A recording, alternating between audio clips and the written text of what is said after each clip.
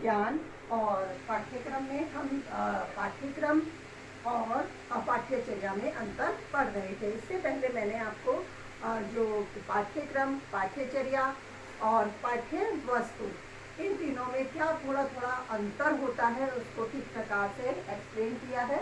उसे हमें ध्यान रखना है।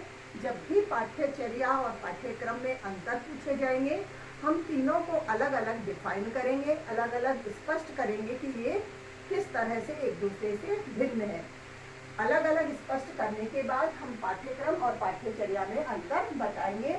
और इसमें से 2 अंतर मैंने कल लिखवा दिए थे, आगे के अंतर है वो अब हम लिख लेते हैं। पाठ्यक्रम और पाठ्यचर्या।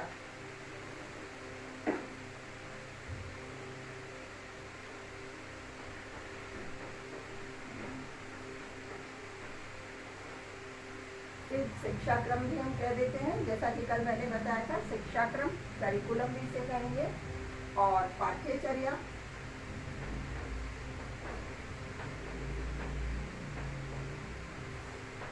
जिसे हम पाठ्य विवरण और सिलेबस भी कहते हैं। ठीक है, तो वो चीजें अब मैं नहीं लिख रही हूँ क्योंकि हमने स्पष्ट कर दिया था और आप लोग जान चुके हैं कि इनको और हम क्या क्या कहते हैं। ठीक है, अब हम तीसरा अंतर लिख लेते हैं। जैसे पाठ्यक्रम का निर्माण कल हमने बात की थी कि एक तरह से केंद्रीय स्तर पर किया जाता है। तो जो पाठ्यक्रम में निर्माण, पाठ्यक्रम के निर्माण के समय कुछ निर्देशों का उल्लेख किया जाता है। तो पाठ्यक्रम में तो उन उल्लेखित निर्देशों का पालन करना आवश्यक होता है। हालांकि ये नहीं कहते कि पाठ्यचर्या में जो निर्देश हैं उल्लेखित किए गए हैं उनकी पालना नहीं करनी होती, पर ये पालन करने में कहीं कुछ लचीलापन होता है, अर्थात उनमें कहीं कोई आवश्यकता के अनुसार परिवर्तन किया जा सकता है या किसी न किसी आधार पर उनमें हम एक लचीलेपन की तरह से उन निर्देशों का पालन कर सकते हैं। कहीं ना कहीं उन निर्देशों में आवश्यकता के अनुसार कुछ बदलाव किए जा सकते हैं। तो लचीलापन होना यही होता है कि किसी आधार पर जैसे कहीं ज़रूरत पड़ रही है किसी तरह के उसमें संशोधन करने की, तो वो हो जाता है। तो इस दृष्टि से पाठ्यचर्या में तो संशोधन, जो माइनर संशोधन या कुछ आवश्यकता के अनुसार जो करना होता है वो कर सकते हैं। तो इसी आधार पर ये कहा जा सकता है कि जैसे पाठ्यक्रम में उल्लेखित निर्देशों की पालना आवश्यक होती है और इसमें जो पाठ्यचर्या में उल्लेखित निर्देश हैं उनकी पालना करने में लचीलापन होता है। पाठ्यक्रम में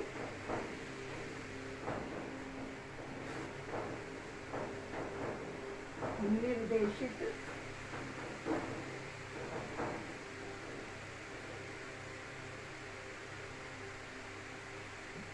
निर्देशित की जगह उल्लेखित लिखेंगे हम, उल्लेखित निर्देशों।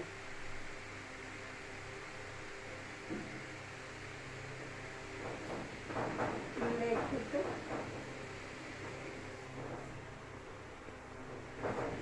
निर्देशों की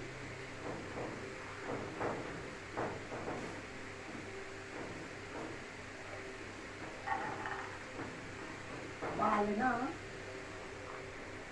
करना आवश्यक होता है। इसी प्रकार से पाठ्यचर्या में उल्लेखित निर्देशों में की पालना में लचीलापन होता है। पाठ्यचर्या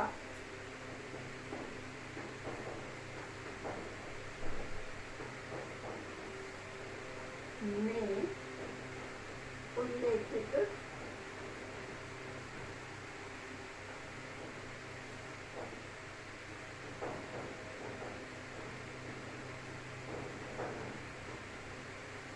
निर्देशों की पालना में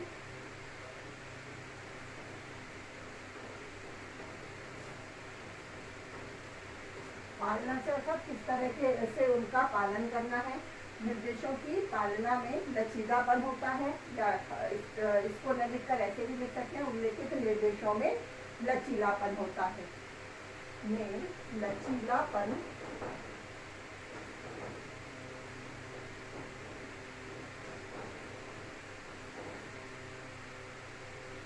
होता है। ठीक है।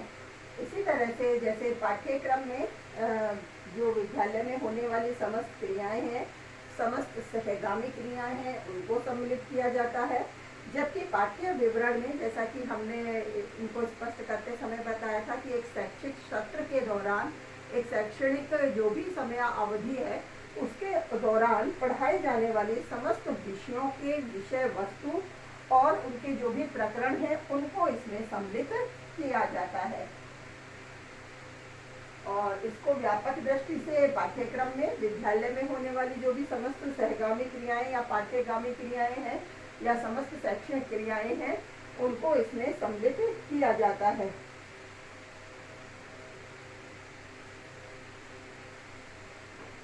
पाठ्यक्रम में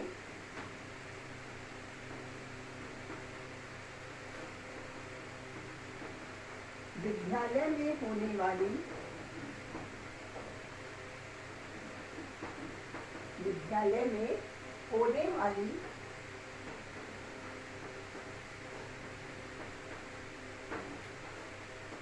समस्त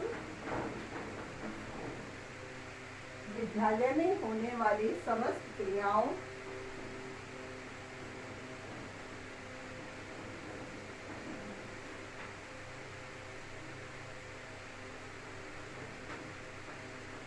शैक्षणिक, या इस तरह से लिखते हैं, पाठ्यगामी एवं पाठ्य सहगामी क्रियाओं तथा पाठ्यगामी व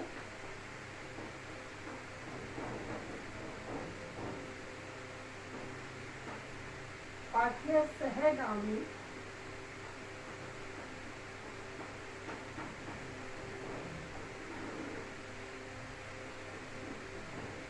क्रियाओं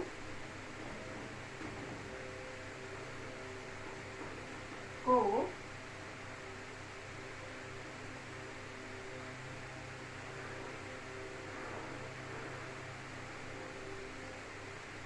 सम्मिलित किया जाता है।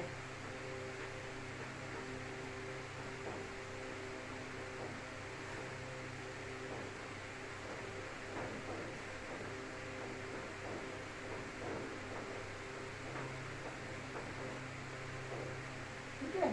इसी तरह से पाठ्यचर्या की बात करेंगे तो पाठ्यचर्या में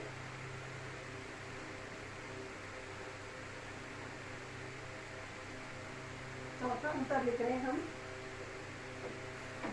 इसके सामने ही लिख लेते हैं।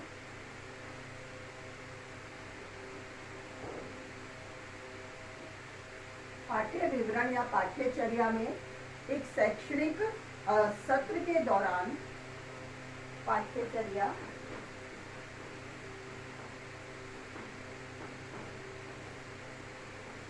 में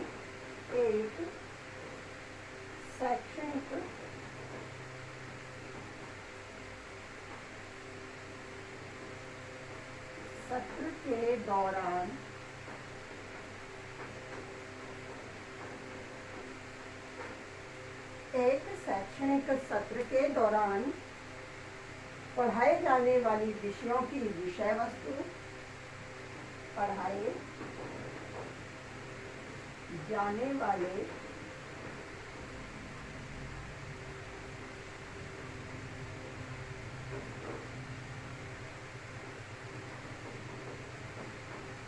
विषयों की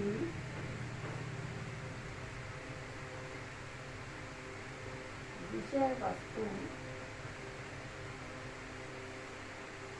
पढ़ाए जाने वाले विषयों की विषय वस्तु और प्रकरणों को सम्मिलित किया जाता है।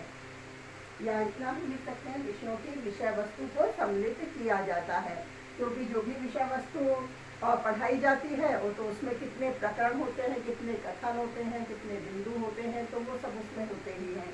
तो इस दृष्टि से हम इतना भी इसमें लिखकर बता देंगे। पढ़ाए जाने वाले विषयों की विषय वस्तु को सम्मिलित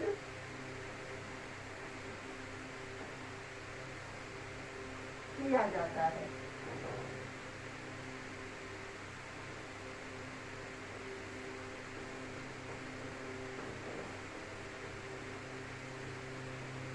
ठीक है, इस तरह से 4 अंतर हो चुके हैं पाठ्यक्रम और पाठ्यचर्या में। अगला अंतर लिखेंगे, जैसे कि हम इसकी पाठ्यक्रम की विस्तृतता और व्यापकता की बात कर रहे हैं कि पाठ्यक्रम व्यापक होता है, इसका क्षेत्र अधिक बड़ा होता है। पाठ्यचर्या है इसका सीमित होता है, क्योंकि हम इसमें क्या बात कर रहे हैं कि केवल एक शैक्षणिक अवधि के दौरान, शैक्षणिक सत्र के दौरान जो भी पढ़ाई जाने वाली विषय है उनकी विषय वस्तु से संबंधित ही पाठ्यचर्या या पाठ्य विवरण होता है। और पाठ्यक्रम क्योंकि समस्त गतिविधियां जो भी विद्यालय में हो रही हैं उनसे संबंधित होता है, तो उसका क्षेत्र कुछ अधिक व्यापक होता है। तो हम इसे भी अंतर के रूप में बता देंगे कि पाठ्यक्रम का जो क्षेत्र है, 5वां अंतर है, पाठ्यक्रम का क्षेत्र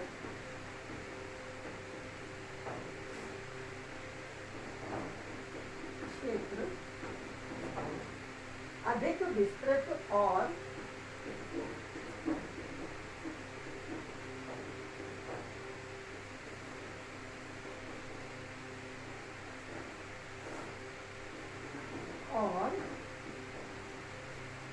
व्यापक होता है।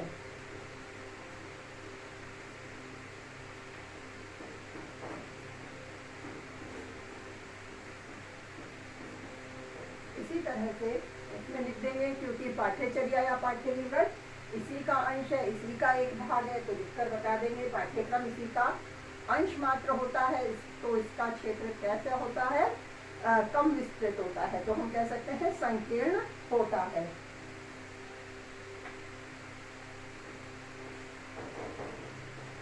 पाठ्यचर्या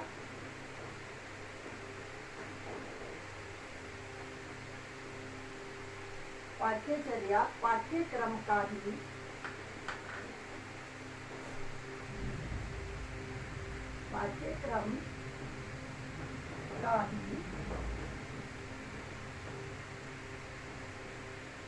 अंश मात्र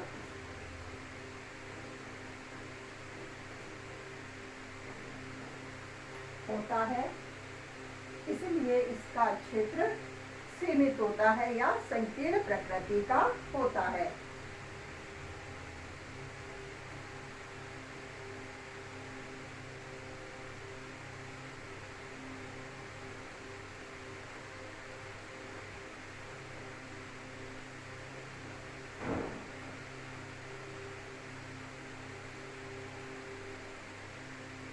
अंश मात्र होता है, इसलिए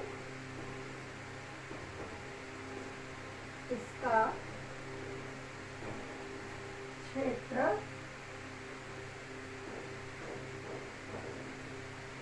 संकीर्ण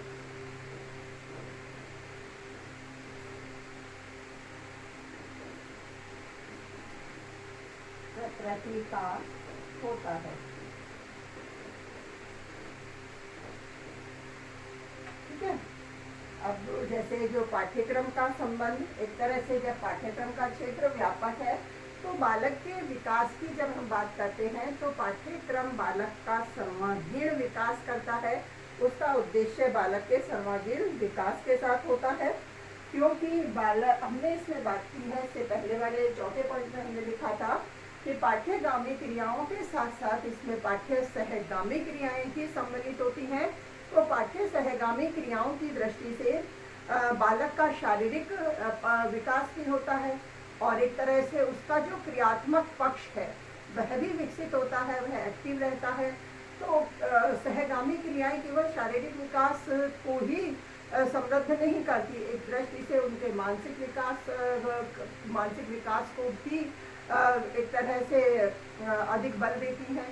इसी तरह से कहें कि जैसे खेलने के साथ किस तरह से उनमें सहयोग की भावना विकसित होती है, किस तरह से वो अपने चारित्रिक विकास को भी समृद्ध कर सकते हैं।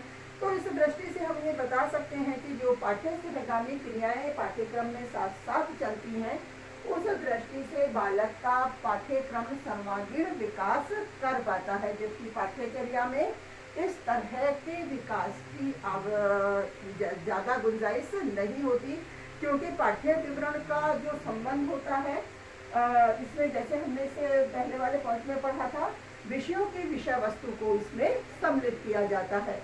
तो जो भी विषय है, जो भी विषय वस्तु है उनकी, तो उनका संबंध किस क्षेत्र से होता है? ज्ञानात्मक क्षेत्र से होता है। तो बालकों का जो क्रियात्मक क्षेत्र है वह एक तरह से विकसित नहीं हो पाता। तो इस दृष्टि से ये बता सकते हैं कि जैसे पाठ्यचर्या के माध्यम से बालक का सर्वांगीण विकास संभव नहीं हो पाता, जबकि पाठ्यक्रम से यह संभव हो सकता है।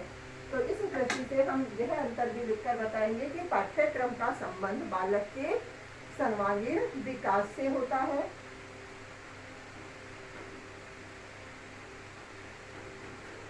पाठ्यक्रम का संबंध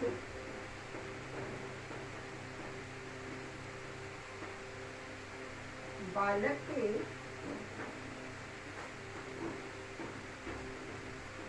सर्वांगीण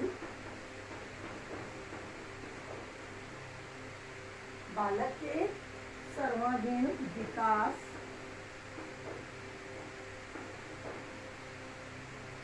से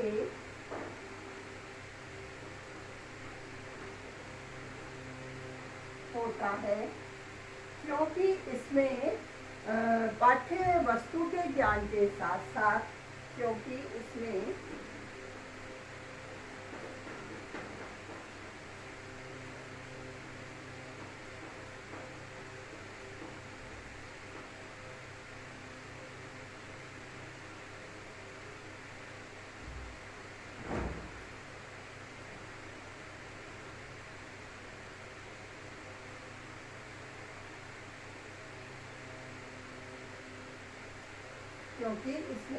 पाठ्य वस्तु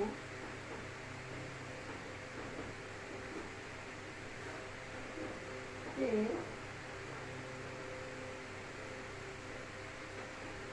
ज्ञान के साथ साथ बालक की जो भी बालक का क्रियात्मक पक्ष है उसे भी विकसित किया जाता है। किसके माध्यम से? पाठ्य सहगामी क्रियाओं के माध्यम से। पाठ्य वस्तु के ज्ञान के साथ साथ उनके क्रियात्मक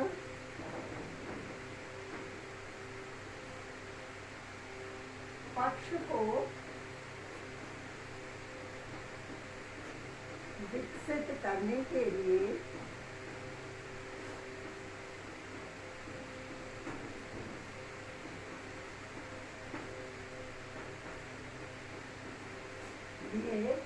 पाठ्य सहगामी क्रियाओं को भी इसमें सम्मिलित किया जाता है।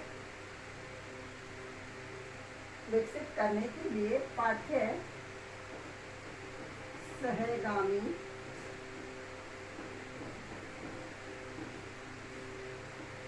क्रियाओं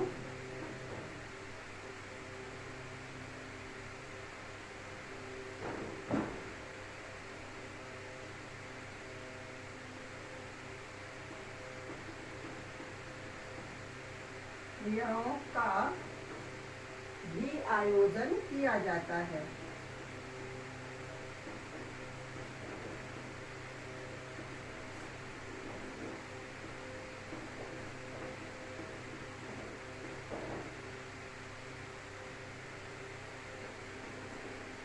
जबकि पाठ्यक्रम है, पाठ्य विवरण में बालक के ज्ञानात्मक पक्ष का ही विकास होता है, क्योंकि यह केवल बालक के विषय वस्तु के ज्ञान में ही इसकी सहायता करता है।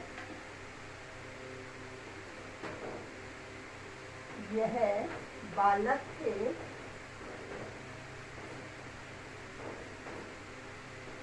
ज्ञानात्मक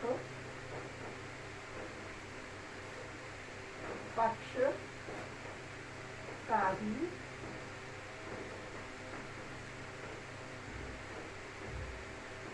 विकास करता है,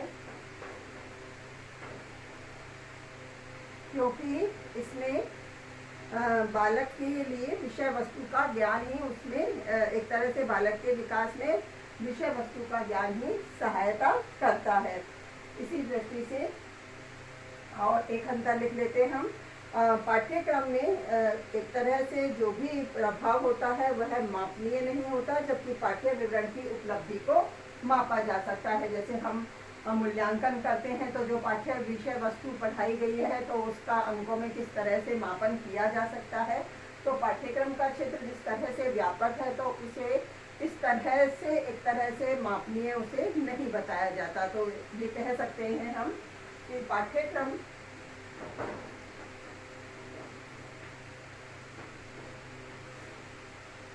मापनीय पाठ्यक्रम का प्रभाव निकलिए, पाठ्यक्रम का प्रभाव मापनीय नहीं होता है,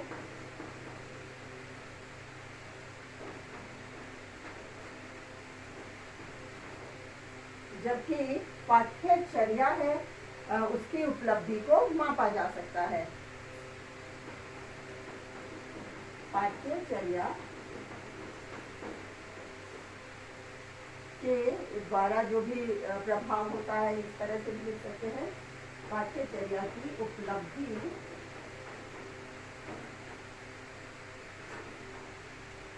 को मापा जा सकता है। ठीक है, इस तरह से पाठ्यक्रम और पाठ्यचर्या में हमने 7 अंतर लिख लिए हैं। इसमें जैसे पाठ्यचर्या है किस तरह से बालक के ज्ञानात्मक पक्ष को प्रभावित करती है, और पाठ्य वस्तु अर्थात ये नहीं, पाठ्यक्रम की जो भी पाठ्य वस्तु है वह पाठ्य सहगामी क्रियाओं के आयोजन के साथ होती है। इसीलिए इसका विकास जो निर्भर करता है बालक के सर्वांगीण विकास पर निर्भर करता है। तो इस दृष्टि से हमने दोनों में अंतर पढ़ लिए हैं। अब इससे आगे हम कल पढ़ेंगे।